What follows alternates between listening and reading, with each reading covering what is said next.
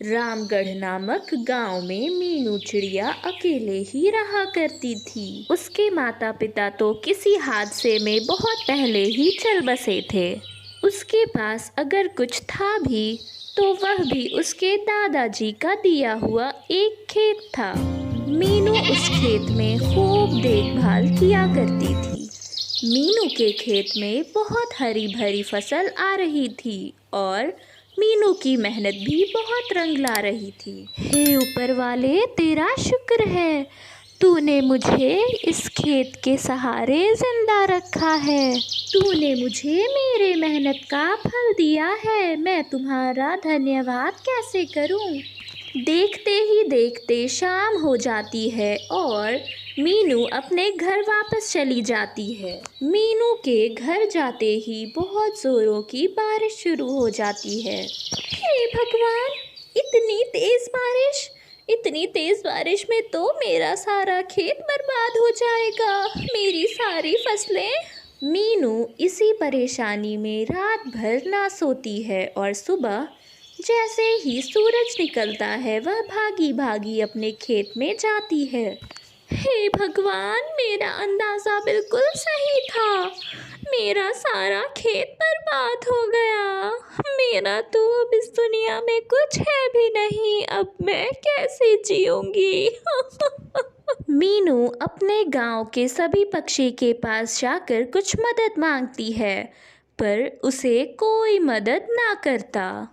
अरे मीनू, मुझे माफ़ कर दो, मैं तुम्हारी इस वक्त कोई मदद नहीं कर सकता, मैं खुद बहुत परेशान हूँ। अरे मीनू, मेरा तो खुद ही इतना बुरा हाल है कि मैं तुम्हें क्या बताऊँ। कल रात को जो बारिश हुई थी उससे मेरा सारा घर ढह गया है। मुझे तो इस वक्त खुद ही मदद की ज़रूरत है, मैं तुम्हारी मदद क्या करूँगी? मीनू उदास होकर अपने खेत की तरफ लौटती है। हे भगवान, मेरा जो इकलौता सहारा था वो भी तूने मुझसे छीन लिया। ये तू मुझे किस जन्म की सजा दे रहा है? मीनू निराश होकर खेत से जब कुछ दूर आगे बढ़ती है। कोई है जो मेरी मदद करे, मैं बहुत तकलीफ में हूँ, मेरी कोई मदद करो। हाँ, ये आवाज़ें कहाँ से आ रही हैं? मीनू अपने आसपास देखने लगती है पर उसे कोई ना दिख रहा था। मैं यहाँ हूँ बेटी, मुझे यहाँ देखो, मैं तुम्हारे पीछे हूँ। मीनू पीछे मुड़कर देखती है तो उसे पता चलता है कि इतनी देर से उसे जो आवाज़ें आ रही थीं वो एक पेड़ की थीं। पिछली रात गए जो इतनी तेज बारिश हुई उसकी वजह से मुझे बहुत तकलीफ हुई। सारे आसपास की गंदगी मेरे शाखों के नीचे आकर ठहर गई और अब मुझे सांस नहीं जा रही है। तुम्हारा बहुत धन्यवाद होगा अगर तुम इस गंदगी को साफ कर दो। अरे, आप ये कैसी बातें कर रहे हैं?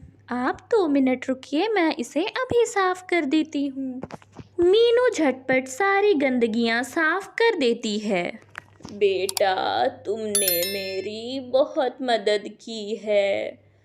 कितने सारे पक्षी आसपास से गुजर गए पर किसी ने भी मेरी मदद की नहीं सोची।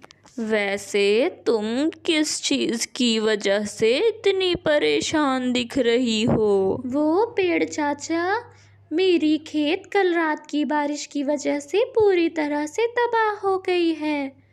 मैं बहुत परेशान हूँ। देखो बेटा, तुम चिंता ना करो, ये तुम मेरी तरफ से तोहफा समझ कर रख लो। इसे तुम अपने खेत में रख देना और पीछे मुड़कर ना देखना।